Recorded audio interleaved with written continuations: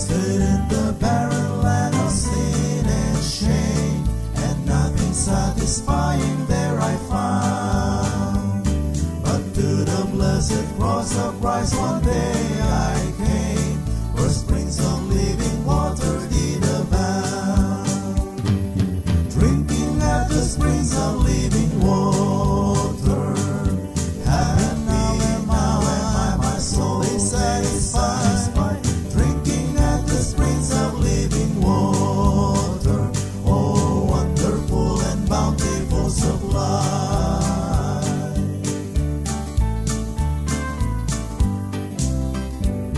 How sweet the living water from the hills of God, it makes me glad and happy all the way.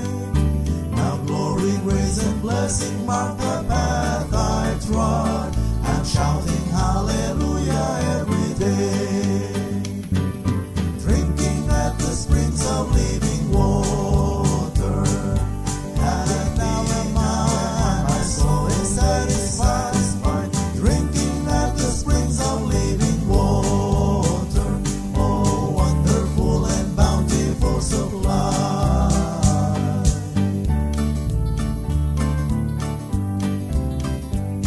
Oh sinner, won't you come today to Calvary? A fountain there is flowing deep and wide. The Savior now invites you to the water free, where thirsting spirits can be satisfied. Drinking at the springs of living water, and now my soul is satisfied. Drinking at the springs of living water, oh wonderful and bountiful supply. Drinking at the springs of living water, and now my soul is satisfied. Drinking at the springs of living water, oh wonderful and bountiful supply. Oh wonderful and bountiful supply. Oh wonderful and bountiful supply.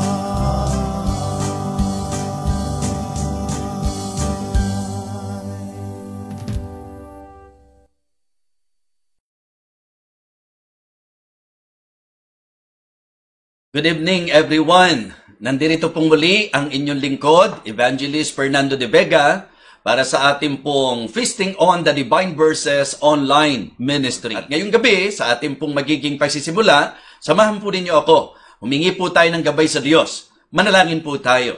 Dakilang Diyos aming Panginoon, nagpapasalamat po kami sa pagkakataong muli na kami po ay makakapakinig ng iyong salita. Lord, thank you for this great opportunity. Thank you, Heavenly Father, because we believe that it is your will na kami po ay patuloy na mag-aral, matuto, lumago, at gamitin mo po ang ministeryong ito upang kami po ay matulungan, Panginoon. Ikaw po ang aking pinagtitiwalaan, nagagabay po sa aming gawain ngayong gabi. Maraming salamat po sa mga patuloy na sumusubaybay at talagang may gutom at kasabikan po na laging makinig ng iyong banal na salita. Thank you so much, Heavenly Father. And again, fill me with your Holy Spirit and use me as an instrument. Use me as a channel of your blessing to your people tonight. Thank you so much. We praise you and honor you, Lord, in Christ's most precious name. Amen. Okay, so tuloy-tuloy na po tayo sa ating pong magiging mensahe ngayon. Ang tatalakayin ko po ngayong gabi is about spirituality. Ako naniniwala, blessing po ito. Dalawa actually yung title na iniisip ko. Kaya ang desisyon ko, gamitin ko na lang pong pareho ngayon. Ang title po ng message natin, The Spirit of the Spiritual. The Spirit of the Spiritual. Yung isa po is Spirituality in Action. Ang magiging text po natin, Galatians chapter 6 verses 1 to 10. Parehong maganda po kasi yung concept nito eh. Kaya ginamit ko na po. Dalawa yung title natin ngayon. Alright? The Spirit of the Spiritual and Spirituality in Action. So buksan po natin ang ating mga Bible. Galatians chapter 6 verses 1 to 10. Babasahin ko po ang ating teksto.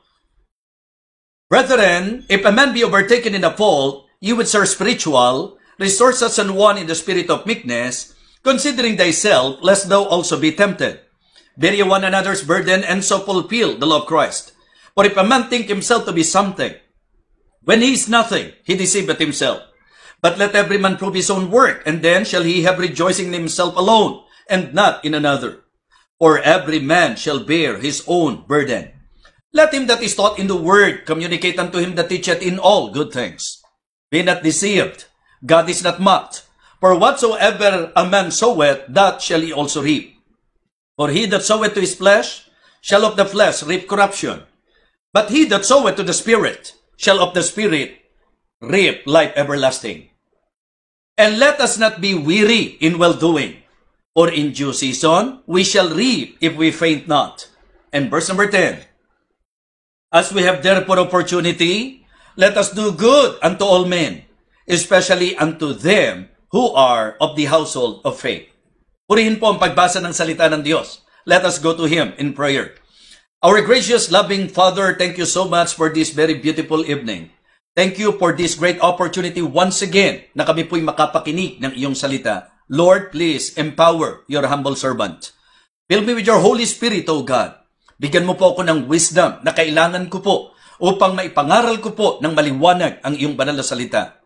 May you enlighten the minds of the people and may you encourage us, O God. Thank you so much again. I would like to commit to you everything. For all of these things we ask and pray in Christ's most holy name. Amen. Amen. Okay, purihin po ang Panginoon. Manunotice po natin sa verse number 1 na ang inaddress po ni Apostle Paul ay ang mga espiritual. Ang sabi po again ng ating pong talata, Brethren, if a man be overtaken in a fault, ye which are spiritual, restore such an one in the spirit of meekness, considering thyself, lest thou also be tempted. It is good for us to understand na kapag ka po inaral natin ang turo sa banal na kasulatan, particularly sa mga sulat ni Apostol Pablo, makikita nyo po na ang local church ay binubuo ng mga iba't ibang grupo. Like for example, yung pong tinutukoy niya na natural man, yung tinutukoy po na carnal Christians, at yung pong spiritual. At ang 1 Corinthians chapter 1 o chapter 2, ang po pwede nating pagbatayan. Ang sabi po ng verse number 14, sa 1 Corinthians chapter 2 and verse number 14, but the natural man receiveth not the things of God.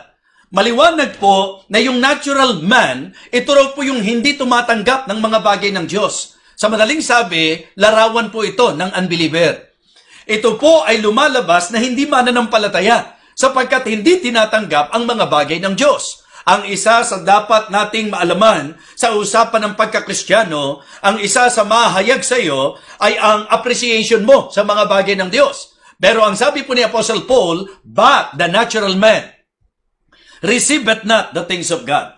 Mga kapatid, sa John chapter 8 verse 47, naalala ko po, ang Panginoong Jesus ang nagsabi doon po sa mga religious people who are claiming that they were of God. Ang sabi po ng Panginoon, hindi, samang diablo nyo kayo. John 8:44. And in verse number 47, the Lord Jesus Christ emphasized to them this very important truth. Ano po yan? John 8:47, he that is of God, heareth God's word. Ye therefore hear them not, because ye are not of God. So yan lang po, isa sa dalawang kalagayan lang po. Pag sa Diyos ka, makikinig ka ng salita ng Diyos. Tatanggapin mo yung salita ng Diyos. Pero kung hindi mo pinakikinggan, hindi mo tinatanggap ang salita ng Diyos, according to Jesus Christ, hindi ka sa Diyos.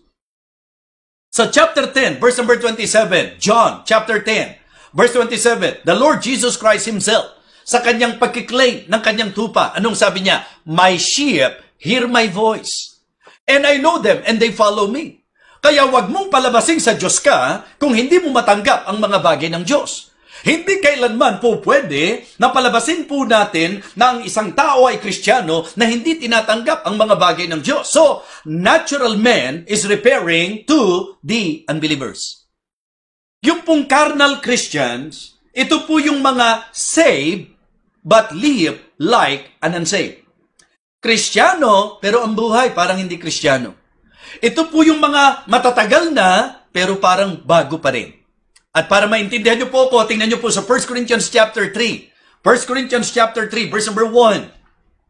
And I, brethren, could not speak unto you as unto spiritual, but as unto carnal, even as unto babes in Christ. So verse number 2, I have fed you with milk and not with meat, for hitherto you were not able to bear it, neither yet now are ye able. Why? For ye are yet carnal. For whereas there is among you envying, strife, and divisions, are ye not carnal and walk as men? So, diniin ni Apostol Pablo na ang mga karnal, sila po yung mga mainggitin, sila yung mga palaaway, sila po yung gustong-gusto nung laging may pagkakabahabahagi. Yung mga karnal, ito raw po, mga minamahal, yung hindi makanguya ng karni. Sila po yung walang lalim sa kanilang spiritual life. Uulitin ko po, ligtas pero parang hindi ligtas. Matagal na pero parang laging sanggol at bata pa sa Panginoon. So ito po ang aking nais ipunto sa inyo para ma-identify po natin at maintindihan po natin ang usapan ng espiritual. Maganda munang maintindihan po natin na sa turo ng Banal na Kasulatan, may mga natural man sa local church, meron pong mga carnal Christian sa local church, at ang inia-address ni Apostol Pablo, mga spiritual. Pag sinabi nating spiritual, mula din dito sa 1 Corinthians chapter 3, sila po yung may lalim na sa Panginoon at sa mga bagay ng Panginoon. Sila po yung mga malaguna sa usapin ng pananampalataya. Sila po yung nakakanguyanan ng karni, yung kaya na nilang i-take ang meat, mga minamahal. Sila po yung mga hindi nyo makikitang kahalo sa mga kaguluhan sa gawain ng Panginoon. Hindi po sila yung para mainggit, makipag-away, at alam nyo po yun, yung maging sanhi ng pagkakabahabahagi. Sila rin po yung may discernment na nakakaalam kung ano yung mabuti at kung ano yung masama. Mga kapatid, mga minamahal, it is also good to consider Hebrews chapter 5, verse number 12. Para maramdaman nyo po, yung author po ng Hebrews, mga kapatid, nagbigay ng sharp rebuke. Matinding rebuke po ito. Ang sabi po niya sa verse number 12 ng chapter 5, For when for the time ye ought to be teachers, ye have need that one teach you again, which be the first principles of the oracles of God, and are become such as have need of milk and not of strong meat.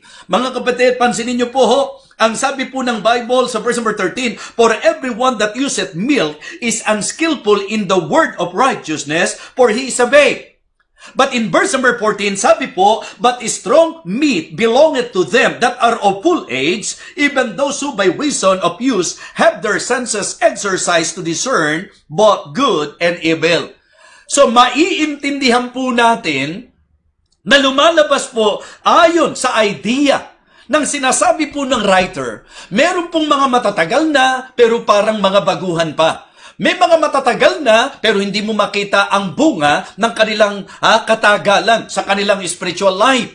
At yun yung nire-rebuke po ng writer. At ito yung sinasabi niya na mga karnal, mga hindi lumalago, hindi sumusulong. At ang sabi ng verse number 14, But strong meat belongeth to them that are of full age. So, meron talagang mataas ang spiritualidad. So, it is good na ako at ikaw, maunawaan po natin, maliwanagan po tayo, na kung ang pag-uusapan natin is spiritual, napakaliwanag na ang ibig sabihin po nito, ito po yung estado ng ating spiritual life o Christian life, na kung saan mas malakas ang espiritu kaysa sa laman, mas nasusunod ang espiritu kaysa sarili. Yan po ang spirituality. Kaya ngayon po, sinasabi ko sa inyo na kaya hindi ko ma-give up yung isang title ng ating pong mensahe because I believe spirituality is not just a claim.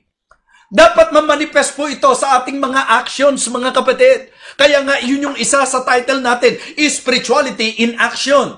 Bagamat ang sentro po natin ay yung pong spirit ng isang espiritual, kaya kapag hindi nyo nakikita ito sa sarili po ninyo, pag hindi po natin damdamin ito o puso ito, iyon po ay maliwanag na nagpapakita na hindi po pwedeng i-claim na tayo po spiritual.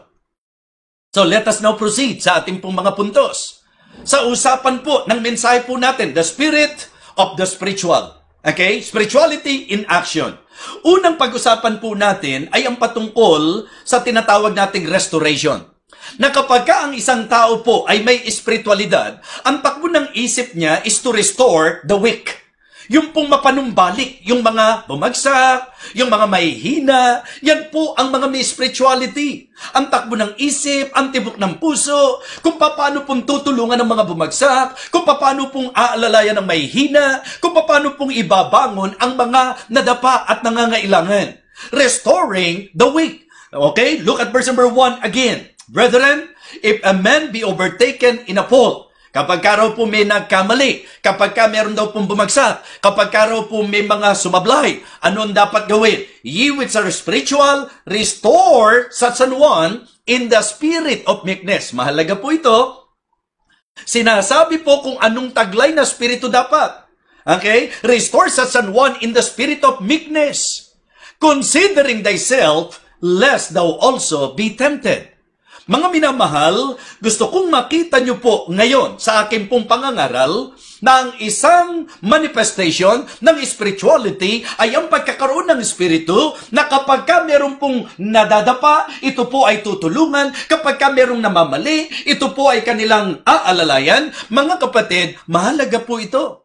Paano po mamamanifest ang spirituality sa usapan po ng ating tinatalakay ngayon?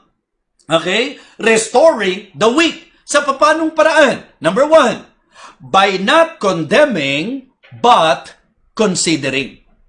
Ang isang magandang makita po natin na tayo po sa pagbabangon natin. Halimbawa po, may mga kasamahan po tayo, sumablay, nagkamali. Huwag naman po tayong maging palahatol.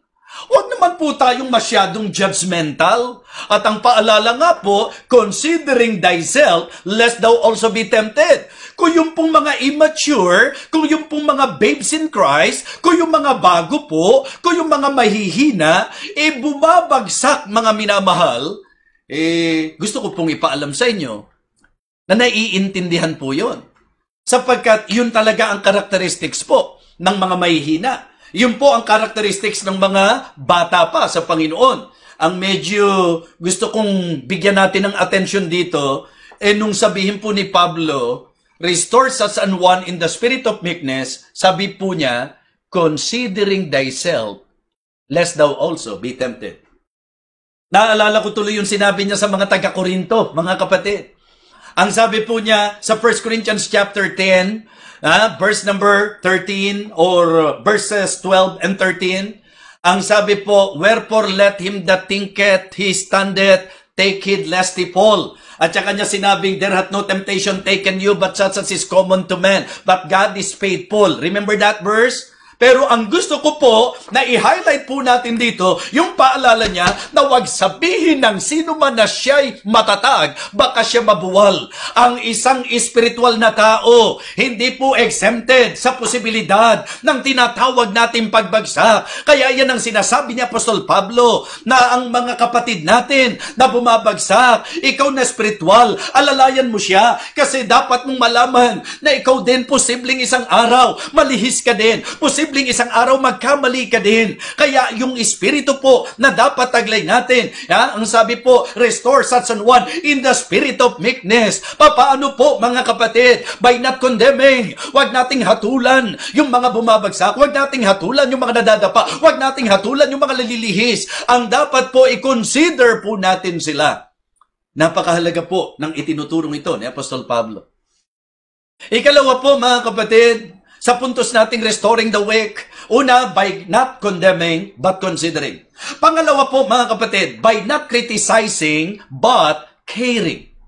Ang kailangan po nila, hindi yung pamimintas natin. Diba? Una, hindi yung hatulan mo sila. Diba? Hindi yung pintasan mo sila. Ang maganda nga po, kung nakakakita tayo ng kapintasan ng ating kapwa, pag malasakitan po natin, lumagay tayo doon sa katayuan na matutulungan natin siya sa kung anong kapintasan meron siya. Hindi po natin dapat ipagtaka na may kapintasan ang isa't isa. Sapagkat lahat po tayo, mga imperfect po tayo, for sure, meron po tayong kapintasan, but it is not God's will for us believers na tayo po'y magkaroon ng critical spirit. Ang dapat po mga kapatid, sa kahinaan ng isa, sa kakulangan ng isa, sa kapintasan ng isa, dapat nandoon yung pagmamalasakit po natin. Amen? By not condemning, by not criticizing. Napakahalaga na maiwasan po natin ang espiritu ng mapaghatol at espiritu ng mapamintas. Ang kailangan po natin, mga kapatid, maging considerate. Ang kailangan po natin, mga kapatid, maging caring. Diba? So, dalawang bagay po ang tinatalakay natin. Restoring the weak by not condemning, but considering. By not criticizing, but caring. Sa pangatlo po, gusto kong sabihin sa inyo na mahalaga rin pong matutunan po natin ito bilang mga may espiritualidad. Na i-restore po natin sila, pero dapat din po, in restoring them, hindi po yung i-condone natin sila. So, by not condoning, but carrying. Diba? So, mahalaga po na ako at ikaw maintindihan natin, oo, hindi natin sila hahatulan, oo, hindi natin sila pipintasan, pero wag din natin silang kukonsintihin. Wag po nating tatanggapin lang yung kamalian para ipagpatuloy.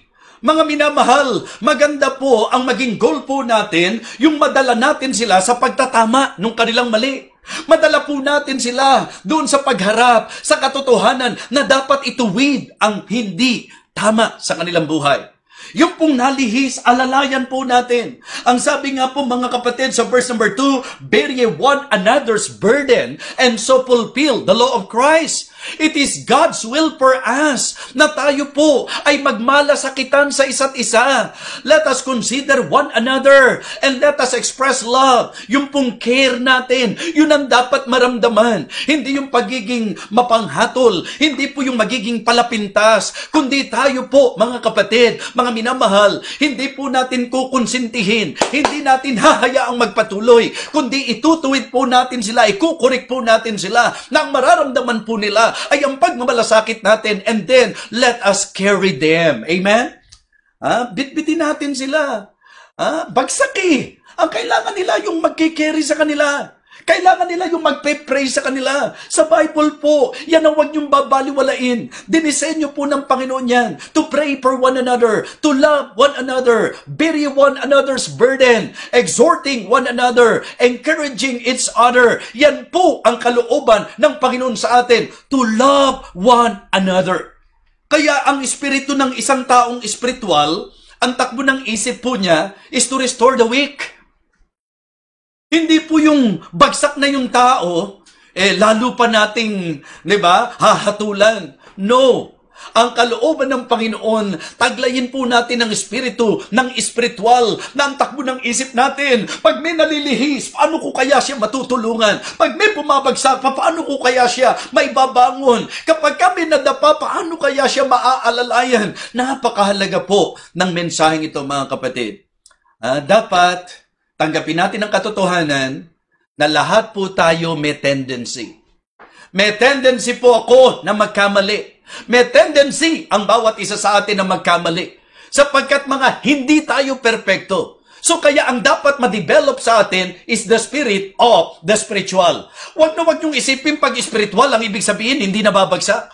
Pag spiritual ang ibig sabihin hindi na magkakamali. Pag spiritual ang ibig sabihin hindi na pulilihis. Sabi ko nga, in putting understanding, dito po sa verse number 1, maliwanag po spiritual na po yung tinukoy Pero anong sabi? Considering thyself. Remember that? Diba? Na-notice nyo po ba yon? Ang sabi po, again, brethren, if a man be overtaken in a fault, pagkaraw meron pong bumabagsak, anong dapat? Ye which are spiritual? Sino tinutukoy? Spiritual. Ano raw dapat gawin ng spiritual? Restore such an one in the spirit of meekness. Bakit? Considering thyself, lest thou also be tempted. So, kaya para sa akin po, maliwanag na maliwanag, na kahit pala spiritual, pwede rin palang masablay. May posibilidad din po pala. Diba? Kaya nga, wala talagang dapat mag-isip na matatag tayo. Lahat tayo, alalayan tayo, mga kapatid. Lahat tayo, panalanginan po tayo. Lahat tayo, tulungan po tayo. At wag ho nating pabayaan na ito po ay, alam niyo po ba, yung makasira ng husto, maging sa mga relasyon po natin. Mga kapatid, mga minamahal, pagka ang isang tao espiritual, hindi po mataas at matayog ang tingin niya sa kanyang sarili. At pag hindi mataas at matayog ang tingin mo sa sarili mo, hindi ka magiging palahatol sa mga nagkakamali. Hindi ka magiging judge nila, mga kapatid. Ang magiging takbo ng isip mo, i-consider mo sila, magmamalasakit ka sa kanila, at aakayin mo sila. Amen? Mga kapatid, restoring the weak. Spirituality in action, ang isang spiritual, ang takbo ng isip, ang action po niyan ay kung paano magbabangon ng mga nabubuwal at nadadapa. Okay? Second, remembering the worker. Ang sabi po mga kapatid ng verse number 6, let him that is taught in the word communicate unto him that teacheth in all good things. Be not deceived, God is not mocked. For whatsoever a man soweth, that shall he also reap. For he that soweth to his flesh shall of the flesh reap corruption. But he that soweth to the Spirit shall of the Spirit reap life everlasting. Gusto ko pong bigyang pansin po yung sinasabi po ng verse number 6. Let him that is taught in the word communicate unto him that teacheth in all good things. Yung mga tinuturuan daw po ay makirdamay doon sa mga nagtuturo. Ito naman po yung relationship natin sa nagtuturo sa atin. Sa nagpapagal po sa atin. Napakagandang isipin sa naging sitwasyon po. Bagamat nakakalungkot na nawala po si Pastor Eni Mabalot, pero nandyan po ang mga mananampalataya na natutong makidamay doon po sa nagturo sa kanila. Na kahit nung nabubuhay pa si Pastor Eni, nandyan ang mga mananampalataya na kung saan, katulad ng sinasabi ng Galatians 6:6, natutong makidamay sa kanya. Sa papanong paraan po? By sympathizing. Alam niyo po, ang buhay ng manggagawa, hindi madali eh. Pero masarap na maramdaman mo na may nakakadama sa iyo. Masarap ma-feel mo na may nakakaunawa sa iyo. Mga minamahal, gusto ko pong sabihin sa inyo na ang spirituality po pwede nating maipakita sa pag-alala natin sa mga manggagawa ng Panginoon, at ito po ay po pwedeng sa pamamaraan na tayo po ay nakikisimpatya sa kanila. Amen? Yung bang iniintindi natin ang kalagayan nila. Nakikidamay tayo sa kanila. Mga kapatid, dinadama natin sila. So by sympathizing, remembering the worker by sympathizing, and also by sharing. Communicate. Let him that is taught in the word communicate unto him that teacheth in all good things. That is actually a godly practice na ang mga mananampalataya na lumalago, natututo po na makibahagi at natututong magbahagi. Amen? It is good to develop that kind of practice, mga kapatid, and that kind of attitude na kung saan po, like for example, sabi ko nga, ang sarap isipin na ang pastor, iniisip niya yung mga miyembro sa pagkakataong ito. Pero yung mga miyembro, iniisip din nila, ano kaya ang kalagayan nila pastor ngayon? Ano kaya ang pupwedeng maipadala sa kanila? Remember, kaya natin pinupost yan, hindi para magmalaki, kundi para talaga maging encouragement. Gusto kong malaman ninyo na sa akin po ang laki-laking bagay na nararamdaman ko. Kung ang pag-uusapan lang kain, kahit gaano karami ang ipadala nyo, ganyan lang po nakakain ko. Bahala na kayo mag-isip kung sino yung kumakain ng ganyang kalaki. Mag-isip na kayo kung sino po yung nakakaubos ng mga pagkain. Pero alam nyo po, hindi yung pagkain na dala nyo ang nagpapalakas sa akin bilang manggagawa. Yung naisip po ninyo, yung pagpapahalaga po ninyo, yung pagmamahal po ninyo, mga minamahal mga kapatid, napakalaking encouragement sa mga pastor na may mga miyembro na nakakaunawa sa kanila, na may mga miyembro na marunong mag-share, mga kapatid. Diba?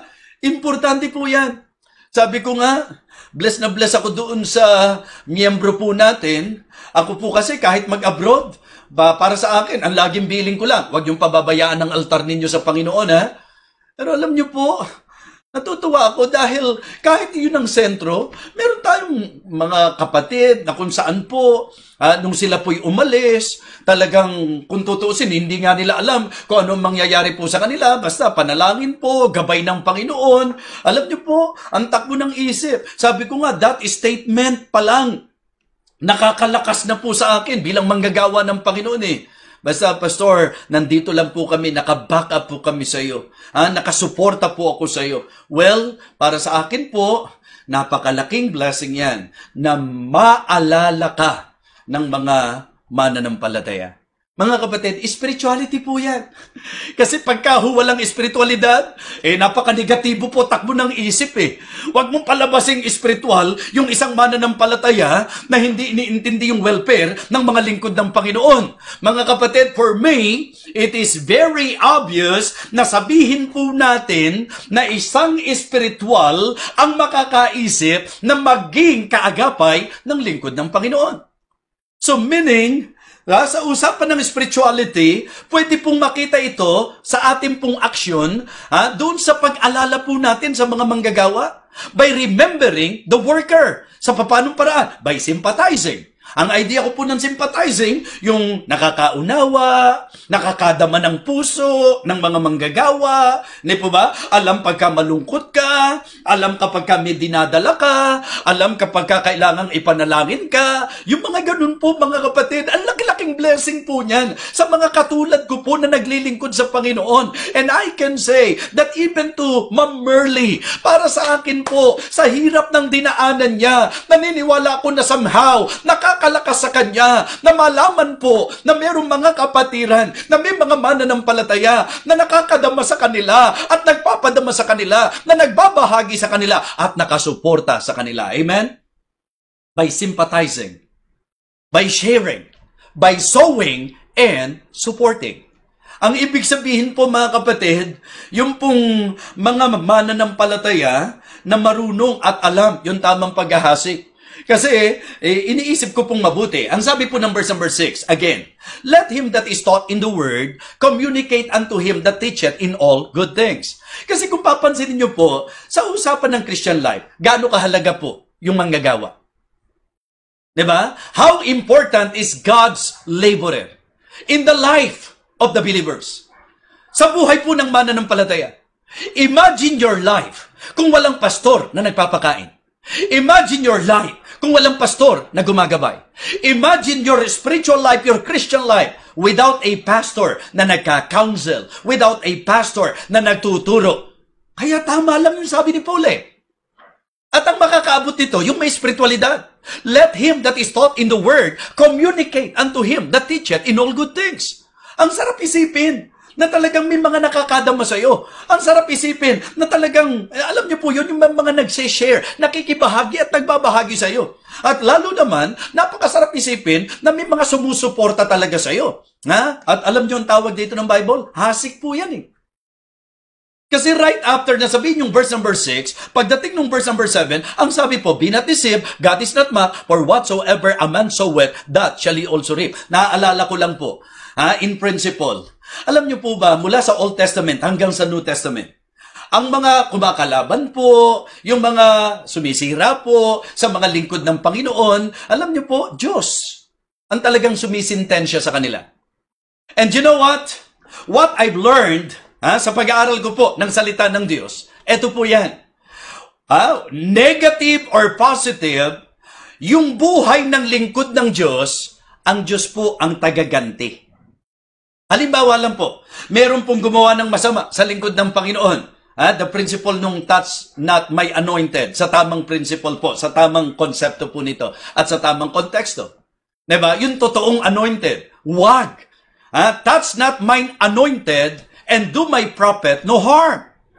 Alam niyo, sabi po ni David, hindi po pwedeng iuunat natin yung kamay natin sa anointed ng Diyos na guiltless tayo. Ibig sabihin, in principle, David is simply telling us na yung pong kapag kumalaban ka sa nilahiran ng Panginoon, considering na medyo itong si King Saul, bad yung kanyang ginawa kay David, di po ba? Kasi pinagtatangkaan yung buhay niya Nagkaroon ng pagkakataon na kayang patayin po ni David, si King Saul. At meron nang nagpipresenta, wag mo nang dumihan ang kamay mo, Haring David, ako na bahala kay King Saul. Pero nirebuke niya Sabi niya, hindi po pwede na iuunat mo ng laban yung kamay mo sa anointed ng Diyos na hindi ka mananagot. Yun po ang dapat niyo maintindihan. Naalala ko po si Korah, nung nagrebelde po siya kasama nung kanyang mga kasamahan, di po ba? Ano nangyari po? Di ba lumindol? Bumuka ang lupa, nilamon po sila ng lupa eh. Yun po yung mga negative. Yung mga kumakalaban sa lingkod ng Diyos, mga kapatid, may kalalagyan po eh. Diyos po, kamay ng Diyos ang talagang aabot sa kanila. Pero alam nyo, sa usapang positive, the same thing. Yung mga natututong magpala sa mga lingkod ng Diyos, alam po yan ng mga ganito ang takbo ng buhay. Alam natin yan, mga members ng church, alam nyo po yan, patutuon nyo po yan, di po ba? So, si Preacher Larry nga eh, mula nung buhay ko po dyan sa Living Water eh, talagang nakaalalay na po kaagad eh. Kaya kapag ka nakinig po kayo kung paano po ang Diyos gumagawa po sa buhay nila, talagang makikita mo na hindi talaga po pwedeng hindi pagpapalain ng Diyos yung mga natututong lumingap at mag-alaga sa lingkod ng Panginoon eh. Ang mga members natin sa Living Water, di po ba? Kaya po kayo, masasabi po nating nai-inspire kasi nakikita po natin. Kaya nga sabi ko, Ate Lina, obviously, sa naging buhay po natin, sa alagaan po natin, inaalagaan kayo spiritual, nag-aalaga po kayo, sila Pastor Poy, tingnan nyo po, sila Pastor Rodel, tingnan nyo mga kapatid, sila Preacher Daniel, mga kapatiran po natin na kung paano inangat ng Panginoon. Hindi naman kayo kayang gantihan basta-basta ng pastor eh. Pero sa prinsipyo na ito, at ito po hindi basta matatanggap ng kung sino-sino. Bakit? Kasi ang karaniwang mag-iisip, naku, bakit mo kailangan suportahan ng pastor? Bakit kailangan, okay? Pagka po hindi spiritual, hindi po maiintindihan yan. It takes spirituality for you to understand na yung mga pastor na tinalikuran ang kanilang ambisyon at naglingkod sa Panginoon sa disenyo ng Diyos, siya po ay tutugunan at pagpapalain sa mga members na may spiritualidad na alam kung paano po mangalaga ng lingkod ng Panginoon. And you know what? Hindi po maikakaila na yung mga natututong umagapay sa mga naglilingkod sa Panginoon, pinagpapala ng Diyos, umaani, kumbaga. Amen? So, mga kapatid, yung spirituality in action, yung spirit ng spiritual, ang idea po, una, number 1, restoring the weak. Pangalawa po, remembering the worker. And then, pangatlo po, na gusto kong bigyang pansin, sa spirituality po, ito po yung mga nananatili sa paggawa ng mabuti. Remaining in well-doing. In doing good. Kung ano yung mabuti. Yan po ang mga spiritual. Remaining in well-doing. Yan ho ang sinasabi po ni Pablo. Sa verse number 9, and let us not be weary in well-doing. Paalala lang ha, pagka masama ang hasik, masama ang aanihin. Pag mabuti ang inihasik, mabuti ang aanihin. Pag naghasik sa laman aani ng kasira. Pag naghasik sa spirito aani ng buhay na walang hanggan. Ang sabi ng verse number 9, and let us not be weary in, specific, well-doing. Anong ibig sabihin huwag mapagod? Huwag huminto. Pagka alam mong tama ang ginagawa mo, tuloy. At yan po ang mga espiritual. Yan po ang espiritu ng espiritual. Dahil tama ang ginagawa ko, hindi ko para itigil ito. Hindi nyo para mapahinto. Ano man ang mangyari sa buhay, basta mananatili at mananatili na gagawin ng tama. Naalala ko po yung isang message ko. Diba? Yung pong blessing sa paggawa po ng mabuti. Una, let us choose to do good. Diba? Lagi natin piliin kung ano po ang mabuti. Kasi meron kang choice eh. Diba? Ikaw ang magpapasya. Anong pipiliin mong gawin? Basta, paalala lang ha, may ani yan. Pagka humasama, may ani yan. Pagka mabuti, may ani yan. Kaya ang dapat, piliin mo. Diba? Behold, I have set before you, diba? Life and good, death and evil. Pipili po tayo. So let us choose to do good. Piliin natin kung ano ang tama. And then, syempre po, sa paggawa po natin ng mabuti, minsan po, yung iba, sa simula lang. Hindi. Pag alam mo mabuti, continue. To do good. Tuloy-tuloy lang. Gawin mo lang kung ano yung mabuti. At meron mga hahatak na puwersa sa iyo. May mga sitwasyon na talagang gusto kang ialis. At talagang patigilin sa paggawa ng mabuti. Cleave to that which is good. Remember that message? Pinaalala ko lang po sa inyo. Ang sabi po kasi, and let us not be weary in well-doing, for in due season, we shall reap if we faint not. So nakakonteksto pa rin siya sa usapan ng paghahasik, mga kapatid. Kaya nga sinasabi ko po, kung mabuti na sumuporta sa manggagawa ng Panginoon, yan po ay may ani sa itinuturo po ng Bible. Di ba? So, remaining in well-doing. Okay? Balikan na natin yung message natin. Sa paggawa ng mabuti for the weak. Yan po yung nasa verse 1. Diba? Pagka nakita mo, mabuti yung umaalalay, mabuti yung nagmamalasakit, diba? Mabuti po yung nagsasaalang-alang, manatili ka. Gawin mo kung anong mabuti. Huwag kang tutulad doon sa mga palahatol. Huwag kang tutulad doon sa palapintas. Huwag kang tutulad doon sa nangungunsinti. Ang ating pong gawin, tayo po'y mag-consider, tayo po'y mag-care, at tayo po ay dalahan sa isa't isa. Yan po. Manatili tayo, remaining in well-doing. Diba? Number 1, for the weak. Number 2, for the worker. Diba? Yan po, binabalikan ko po sa inyo yung sinasabi ng Bible. Kasi yan po ang konteksto eh. Let him that is taught in the word communicate unto him that teacheth in all good things. Mabuting bagay po ba na sumusuporta sa manggagawa ng Panginoon? Then, remain. Manatili po tayo sa mabuting bagay na yan. And then, pangatlo po, for the work. Una, for the weak. Pangalawa po, sa worker. Pangatlo po, sa gawain. Ang sabi po ng verse number 9 and 10. And let us not be weary in well-doing, for in due season we shall reap if we faint not. And in verse number 10, as we have therefore opportunity, ano ang sabi po? Let us do good unto all men. Ang paggawa ng mabuti, walang sinisino. Let us do good unto all men. Pero niliwanag po, especially unto them who are of the household of faith. Mga kapatid, mga minamahal, kung nagkiklaim tayo na spiritual tayo at sablay po tayo sa mensaheng ito, sorry po. Mas mapangahawakan po itong salita ng Diyos. Kaya for me, ito'y napakagandang pagkakataon at panahon na ating pong siyasatin ang ating buhay bilang Kristiyano. Tayo po ba'y may lalim na? Tayo po ba'y lumalago? Tayo po ba'y sumusulong? Tayo po ba talaga ay umaangat sa usapan ng spiritual nating buhay? Then, makita po sa atin ito. Ito po ang dapat mamanifest, mga kapatid. Spirituality in action. The spirit of the spiritual. To restore the weak, mga kapatid. To remember the worker. And to remain in well-doing.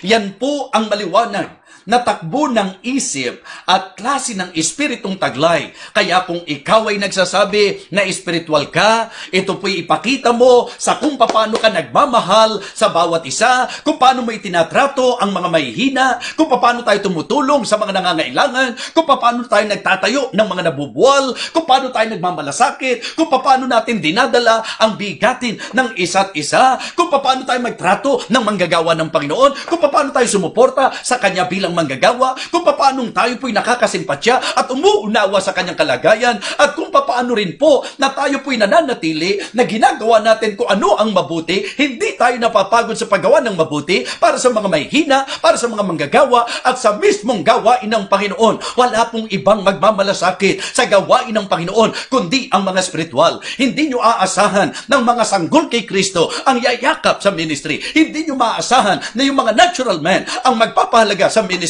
Kung ikaw ay nagsasabi na ikaw ay spiritual, ito ang espiritong taglay dapat ng bawat mga tunay na spiritual. Ito ang dapat maging hakbang at kilos natin bilang mga mananampalataya. Mga kapatid, mga minamahal, let us consider the spirit of the spiritual. Let us consider the spirit of the spiritual. Ipakita po natin spirituality in action. Mga kapatid, restore the weak. Remember the worker. And please, remain in well-doing. I hope and I pray na ang mensaheng ito ay somehow nagbigay sa atin ng liwanag na makapag-iisip-isip po tayo na maaaring matagal ka na mananampalataya, pero kamusta ang espiritualidad mo? Ito po ay dapat maging dahilan para tayo'y umangat po sa ating pong spiritual life. Lumalim sa ating kaugnayan sa Panginoon at kaalaman sa Kanyang banal na salita. Muli po, magandang gabi sa inyong lahat. At nawa, ang Diyos, ang siyang patuloy na kumilos sa buhay ng bawat isa sa atin. Uulitin ko po bago sa ating pagtatapos. Napakahalaga po ng tamang pagtrato natin sa isa't isa. Kung sakaling may nakalimot, kung sakaling may nalihis, kung sakaling may sumablay, kung sakaling may nadapa, kung sakali na mayroong bumagsak, itinuro po sa atin na ang spirituality po ay magdadala sa atin, hindi sa paghatol, hindi sa pamimintas, hindi sa pagkukonsinti. Ang spirituality magdadala sa atin sa pagsasaalang-alang, sa pagmamalasakit at pag-alalay. Mga kapatid, napakahalaga po na maipakita rin natin kung paano natin dapat itinatrato ang mga nagtuturo at nagpapagal sa atin. At napakahalaga rin po na bilang spiritual, yung bang alam mong tama at alam mong mabuti ay hindi mo dapat kapaguran. What I mean to say, it is not right for you to stop kung alam mong mabuti ang iyong ginagawa. Paalala, may pag-ani. At yan po ay tiyakan na mangyayari sapagkat ito ang sinabi ng salita ng Diyos. Let us pray. Lord, thank you so much for your guidance. Thank you for talking to us tonight. Thank you for teaching us about this very important lesson. Lord, may we really identify ourselves, especially or particularly sa aming pong spiritual life. Nawa ikaw po ang naparangalan at nawa dakilang Diyos, ito po ay maging kapakipakinabang sa aming pagpapatuloy bilang mga mananampalataya. Salamat po pati sa mga kaibigan na nakikinig sa aming pong pangangaral. Nawa ikaw rin po ang patuloy na umabot sa kanila. At nawa ang bawat mga members na nakarinig nito ay mabubuhay na ia-apply po ang aming natutunan sa pamagitan ng tamang pagtrato sa mga mahihina, tamang pagtrato sa mga manggagawa, at tamang pagtrato sa gawain. Thank you so much. Sa iyo po ang kapurihan at ang lahat ng kalwalatian. Ito po ang aming panalangin sa pangalan po ni Kristo Jesus. Amen. Amen. Purihin ang Panginoon. At muli po, magandang gabi sa inyong lahat. At sa Kanya po lahat ng kapurihan at kalwalatian. God bless you.